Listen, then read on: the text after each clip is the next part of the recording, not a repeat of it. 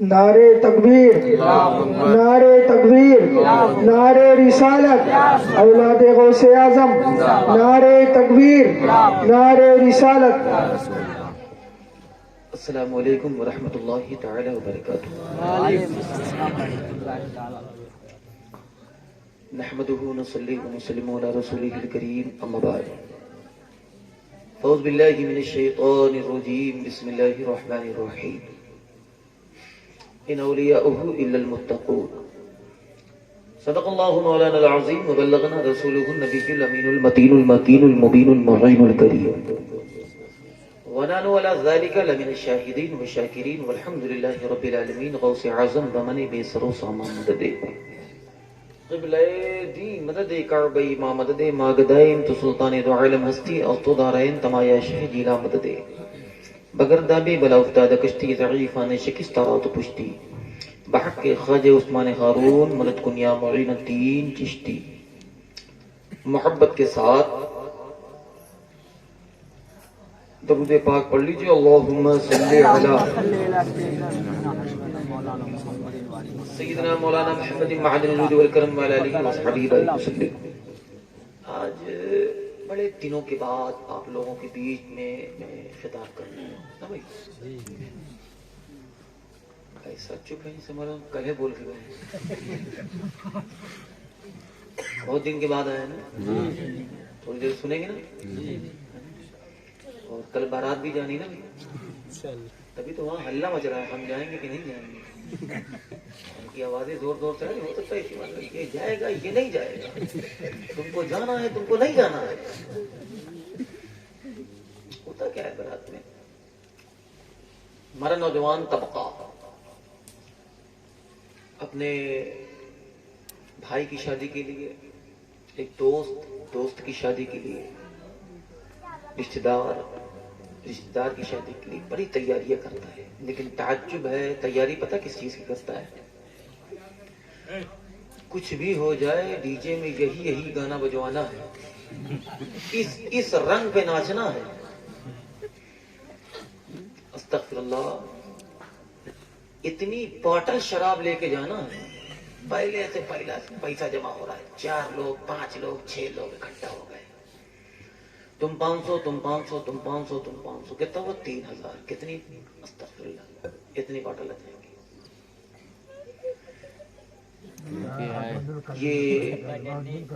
یہ بتائیں، یہ مومن کا شیوا ہے؟ یہ بتائیے، شراب مومن کے لیے حرام ہے کہ نہیں؟ بولیے حرام ہے، اس کے باوجود بھی بیچارہ پیتا ہے۔ لیکن وہ سب سے بڑے بدبخت پتہ کون ہے؟ بتاؤ؟ جو کبھی نہیں پیتا اس کو بھی جبرن پلاتے ہیں۔ کتنے بڑے حرام خور ہیں سب۔ ایک ڈھکن لے لو، ایک ڈھکن کھا لے، ایک بار پیو تو صحیح، معلوم ہوتا ہے کہ جیسے امرت ہے، ایک بار پیو تو صحیح۔ محبت کسے کہتے ہیں پتہ ہے آپ کو؟ حضرت انس رضی اللہ تعالی عنہ فرماتے ہیں کہ شراب پلائی جا رہی تھی، شراب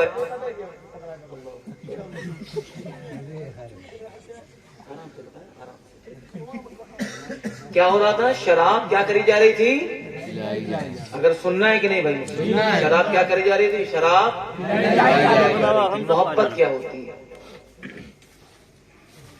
اعلان ہونے لگا کس چیز کا؟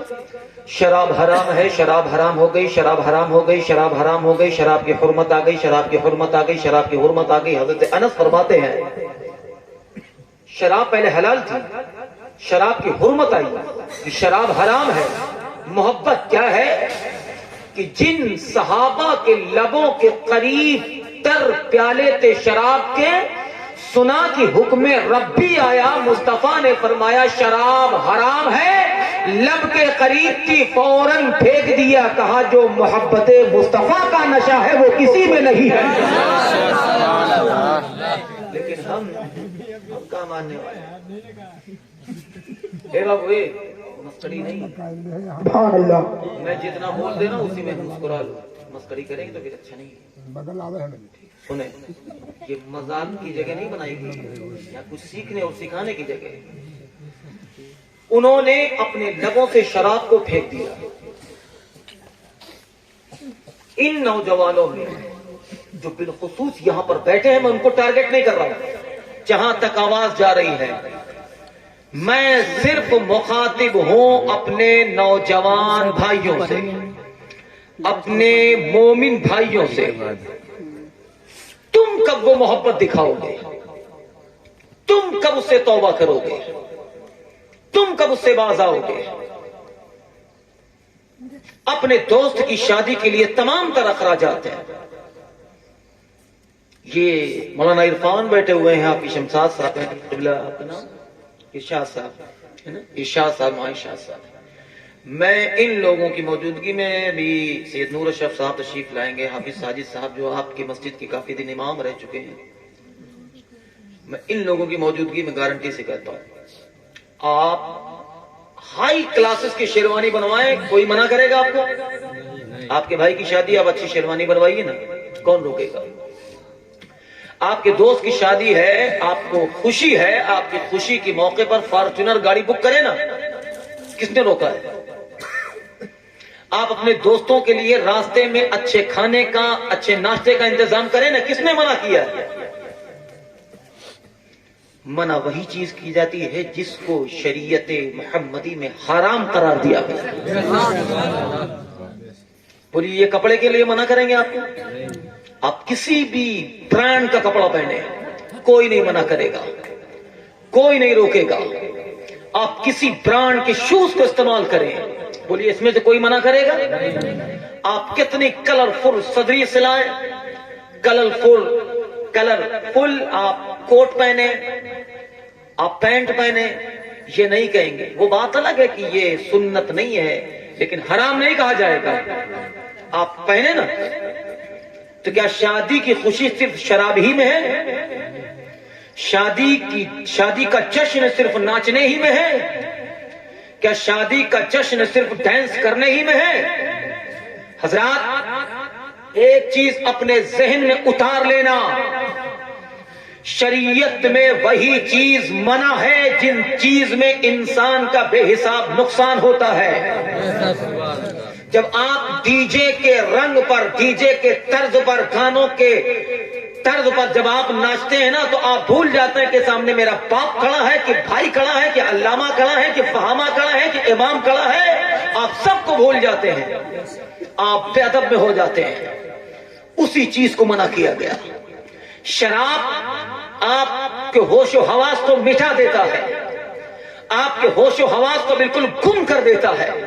سامنے ماں ہے کہ بہن ہے کہ بیوی ہے کہ بیٹی ہے، ہمیں کوئی اندازہ نہیں، ہمیں کچھ پتا نہیں ہے. اگر ہم گالی بکنے لگے تو گالی بکتے چلے جا رہے ہیں، ہم کسی سے بحث کرنے لگے تو بحث کرتے چلے جا رہے ہیں، ہم فضول بکواس کرنے لگے تو فضول بکواس کرتے چلے جا رہے ہیں. اس کو منع کیا گیا. شریعت میں وہ نشہ حرام ہے جس میں آپ اپنے ہوش و حواس کو کھو بیٹھے، بھول جائیں کہ میرے سامنے امام عرفان ہے، آپ بھول جائیں گے کہ میرے سامنے پورو امام حافظ ساجد صاحب ہیں. آپ شراب کے نشے میں دھت ہو کر کے بھول جائیں گے کہ میرے سامنے آل رسول نور اشرف تشریف فرما ہے. میرے اس موضع کے کئی حسین پھول، حافظ شمشاد، حافظ دلشاد، حافظ ریاض، حافظ عرفان، جناب مولانا ارشاد، یہ سب موجود ہیں. تو ان نشے کو حرام کرا دیا گیا. اور یہ کب ہوتا ہے؟ جب ہم میں تعلیم کی کمی ہوتی ہے. کس چیز کی کمی؟ تعلیم کی کمی، علم کی کمی. اس لیے امام غزالی فرماتے ہیں کہ علم سے بڑھ کر کوئی چیز نہیں ہے. انسان اور جانور کے درمیان میں اگر کوئی چیز فرق پیدا کرتی ہے تو اسی کا نام علم ہے. کیوں؟ انسان کا کام کھانا، تو بولو آپ کی بکری چارہ کھاتی کہ نہیں کھاتی؟ اس کو روز پنیر کھلاتے ہیں کیا؟ چارہ تو کھاتی نا بھائی. آپ کی بکری گھاس کھاتی ہے نا؟ آپ گھاس نہیں تو روٹی کھاتے ہو. زمین سے وہ بھی اگتی ہے، زمین سے جس گیہوں کی آپ روٹی کھاتے ہو زمین سے وہ بھی اگتا ہے. بس پاچن کریا میں فرق ہے. آپ گھاس کو پچا نہیں پاؤ گے، وہ پچا لیتی ہے آرام سے. امام غزالی فرماتے ہیں کہ انسان کا کام کھانا، جانور کا کام کھانا. انسان کا کام قضائے حاجت پوری کرنا، جانور کا کام قضائے حاجت پوری کرنا. انسان کا کام آرام کرنا، جانور کا کام آرام کرنا. انسان کا کام بچے پیدا کرنا، جانور کا کام بچے پیدا کرنا. امام غزالی کہتے ہیں انسان اور جانور کے درمیان میں اگر کوئی چیز فرق پیدا کرنے والی ہے تو اسی کا نام علم ہے. علم ان کے درمیان میں فرق پیدا کرتا ہے. اور ایک چیز اور ذہن میں بات آ گئی، اس کو بھی بتاتا چلوں. اسی شادی پر علم پر کچھ باتیں میں آپ کے سامنے رکھ کر گفتگو کی تکمیل کر دیتا ہوں. کوئی غلط تو نہیں بولے؟ نہیں جی. اسی لیے حضرات یاد رکھو، ایک ان پڑھ میں اور ایک پڑھے لکھے میں بہت انتر ہوتا ہے، بہت بڑا فرق ہوتا ہے. ہم ان سے آدھا گھنٹہ گفتگو کریں گے، ان سے پون گھنٹہ گفتگو کریں گے، ان سے 1 گھنٹہ گفتگو کریں گے، لیکن جو کم پڑھا لکھا ہوگا 10 منٹ میں اس سے اوب جاؤں گا، کیونکہ اس کا کوئی ٹاپک نہیں ہوگا، اس کا کوئی راستہ نہیں ہوگا، اس کا بات کرنے کا کوئی لیول نہیں ہوگا، اس کا بات کرنے کا کوئی طریقہ نہیں ہوگا. اگر اس نے انٹر کیا ہوگا اور اس انٹر کرنے کے ساتھ ساتھ علماء کی صحبت کی ہوگی، حافظ عرفان کی صحبت میں رہا ہوگا، حافظ شمشاد کی صحبت کی ہوگی، حافظ ریاض کی صحبت کی ہوگی، جناب ارشاد کی صحبت کی ہوگی، حافظ ساجد صاحب کی صحبت کی ہوگی، ساتھ میں اگر انٹر بھی کیا، ان کی صحبت کیا، قرآن پڑھا. قرآن پڑھنے کے ساتھ ساتھ صحبت کا مطلب صرف یہ نہیں ہوتا کہ ان کے پاس بیٹھ جائیں اور بیٹھنے کے بعد ہم بات کریں کہ دیکھیے کہ 800 میں یہ اچھائیاں ہیں، الٹو میں یہ کمی ہے، الٹو یہ اتنی اچھی ہے، یہ اتنے ہوتے. ہم صرف یہی بات کرتے رہتے ہیں گاڑیوں کے تعلق سے. آگے حافظ عرفان کے ساتھ آپ پاس آگے بیٹھ کے بات کرنے لگے کہ یہ گاڑی میں یہ فائدہ ہے، یہ گاڑی اتنی اچھی، یہ چیز اتنی اچھی، ان کو بھی ضرورت تھی. لیکن ہمیں یہ چاہیے کہ اگر ہم انہیں گاڑی کے جانکار ہو کر گاڑی کے تعلق سے بتا رہے ہیں تو ہمارا فریضہ ہے کہ حافظ عرفان سے ہم سوال کریں. آپ نے مدرسے میں 5 سال بتایا، 8 سال بتایا، حافظ آپ بنے، عالم آپ بنے، قاری آپ بنے، میں گاڑی کا جانکار ہوں، آپ اتنے جانکار نہیں ہے. اس کی جانکاری میں آپ کو دے دیتا ہوں اور وضو کرنے کا طریقہ آپ مجھے بتا دیجیے. لیکن ہمارے پاس وقت نہیں ہے، ہم نہیں پوچھیں گے کبھی. پتہ لگا کہ یہاں سے مسجد پہنچا، مسجد پہنچنے کے بعد حافظ عرفان، حافظ شمشاد صاحب جو بھی ہیں پہلے پہنچ گیا مسجد میں وضو بنا کے اندر بیٹھنے. یہ آیا اور دیکھنے کے بعد ہمارے ابا نے وضو کیا تھا، ہم منہ دھویا، ہاتھ دھویا، پیر دھویا، سر پہ ہاتھ پھیرا اور چلے گئے. لیکن کبھی بیچارے نے یہ کوشش نہیں کی ہاتھ دھونا تو ضروری ہے نماز میں، لیکن کہاں سے کہاں تک دھونا ضروری ہے یہ نہیں معلوم. چہرہ دھونا ہے لیکن کہاں سے کہاں تک دھونا ہے یہ پتہ ہی نہیں کیا، اور ہمیں دلچسپی بھی نہیں. بس چہرہ دھل لو، کتنا بھی دھل لو، چاہے خالی ناک تک صاف کر لو، بس ہاتھ دھل لو. اب ہاتھ کتنا دھلنا ہے یہ کس سے پتہ لگے گا؟ جب حافظ عرفان سے پوچھو گے تب پتہ لگے گا.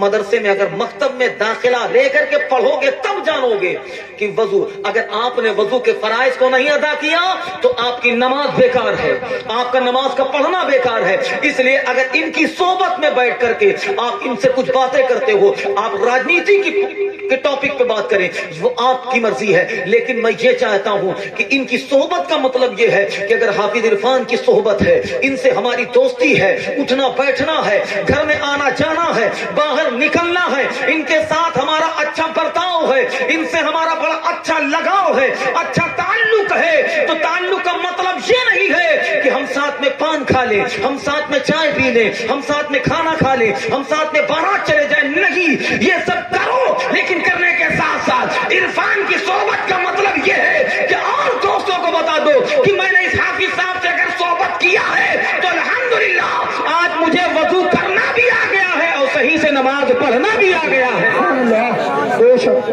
کب سیکھیں گے؟ جب ہم صحبت اچھی کریں گے. ورنہ ادھر ادھر کے بعد بیٹھے، ادھر ادھر کی پوچھا، یہ کرا وہ کرا، بات ختم ہو گئی. ہم کیا کرتے ہیں نا کہ ہم عرفان صاحب کے پاس بیٹھے تو ان کی برائی لے لیا، ان کے پاس بیٹھے تو ان کی برائی کرنے لگے، ان کے پاس بیٹھے تو ان کی برائی کرنے لگے. بس یہی کام رہ جاتا ہے. اس لیے میرے دوست، علم سے بڑا کوئی ہتھیار نہیں، علم سے بڑا کوئی ہتھیار نہیں. تھک گئے کیا مجھ سے آپ؟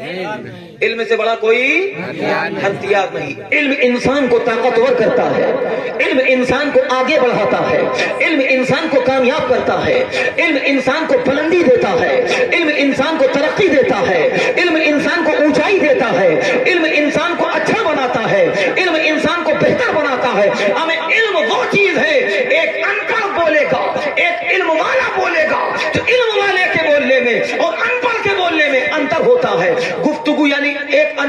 گفتگو، ایک علم والے کی گفتگو، دونوں میں فرق ہوتا ہے. ایک پڑھنے والے کی گفتگو، ایک بنا پڑھنے کی گفتگو، دونوں میں انتر ہوتا ہے. ایک علم والا بیٹھ کر کچھ بات سنے، ایک ان پڑھ کچھ بات سنے، دونوں میں انتر ہوتا ہے. اٹھنے بیٹھنے میں اگر دیکھا جائے تو ان پڑھ کے اٹھنے بیٹھنے میں، علم والے کے اٹھنے بیٹھنے میں انتر ہوتا ہے. بول چال میں اگر دیکھا جائے تو ان پڑھ کی بول چال میں اور علم والے کی بول چال میں ان پڑھ ہوتا ہے. اس لیے حضرات اگر ترقی چاہتے ہو، بلندی چاہتے ہو، صرف جو ہے تو ان کے تلوے نہیں چاٹنا چاہتے ہو، تم چاہتے ہو کہ ہماری بھی ہر چیز میں برابری ہو، تو سنو، کسی کی دری اٹھا کر برابری نہیں ہوتی ہے، بلکہ علم حاصل کر کے انسان برابری حاصل کر لیا کرتا ہے. نعرے تکبیر، نعرے رسالت، جشن غوث اعظم. سبحان اللہ، بہت اچھا. اس لیے میرے پیارو علم حاصل کرو.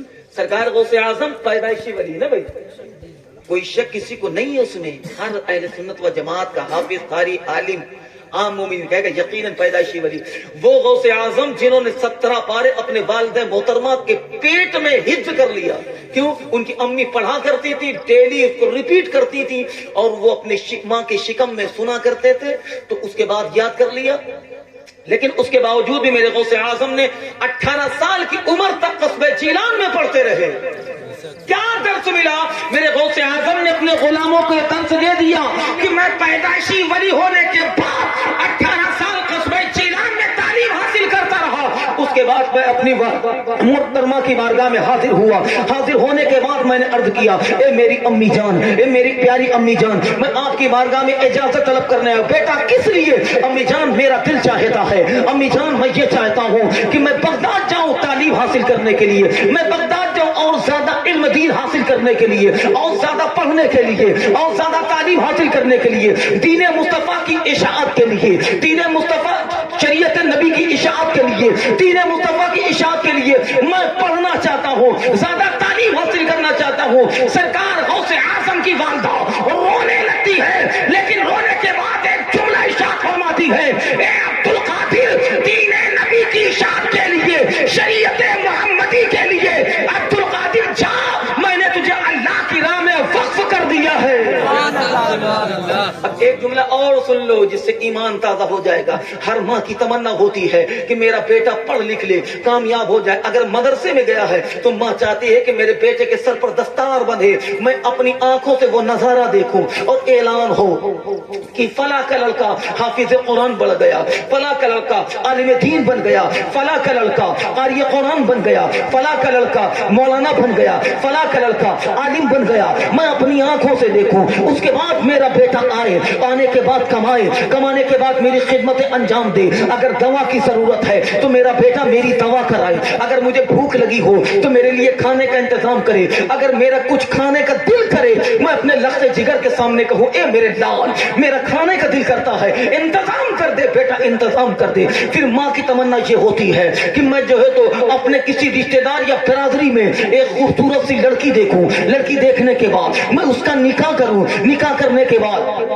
بہو ہمارے گھر پر آئے. سال 1.5 سال کے بعد اللہ رحم فرمائے. رحم فرمانے کے بعد اللہ جب رحم و کرم کرے گا، ایک اولاد ہوگی جسے میں اپنی آغوش میں کھلاؤں گی. یہ میرا پوتا ہے، یہ میرا لخت جگر ہے، یہ میرا نور نظر ہے، یہ میرے بیٹے کا بیٹا ہے، یہ میرے بیٹے کی بیٹی ہے. میں اپنے آغوش میں اسے کھلاؤں گی. ہر ماں کی تمنا اور آرزو ہوتی ہے، لیکن میرے غوث کی والدہ کا کلیجہ دیکھو. جب غوث اعظم نے کہا تھا میری امی جان اجازت دو جا کر تعلیم حاصل کروں، تو میرے غوث کی والدہ نے کہا، اے عبد القادر جیلانی جاؤ، میں تمہیں دین نبی کے لیے اور تعلیم حاصل کرنے کے لیے اجازت دیتی ہوں. اور عبد القادر، میری تیری ملاقات نہ کیلان میں ہوگی، نہ بغداد میں ہوگی، نہ روئے زمین پر ہوگی. اب اگر ملاقات ہوگی تو میدان محشر میں ملاقات ہوگی. نعرے تکبیر، نعرے رسالت. سبحان اللہ. اگر علم حاصل کرنا ضروری نہ ہوتا تو سرکار غوث اعظم کیوں جاتے ہیں؟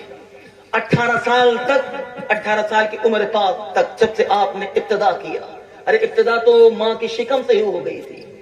ابتدا تو، شروعات تو ماں کے شکم سے ہی ہو گئی تھی.